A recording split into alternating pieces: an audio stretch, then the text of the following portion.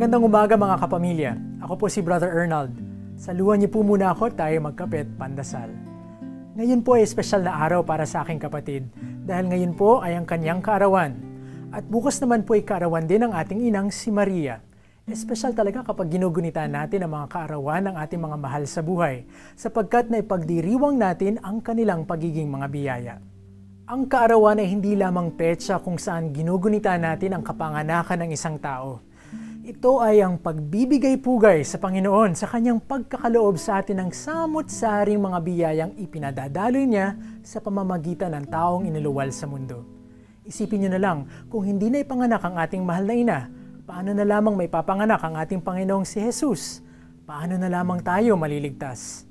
Sa pagdiriwang natin sa kapanganakan ng ating mga mahal sa buhay, lagi nating isaisip na sa pamamagitan mismo ng kanilang pagkatao na ipapaabot sa atin ng Panginoon ang kanyang pagmamahal. Kung kaya't marapat lamang na magdiwang at magpasalamat at gawing happy ang birthday ng ating mga mahal sa buhay. Pagpalain nawa tayo at silang mahal natin sa buhay, ngayon at magpakailanman, siya nawa.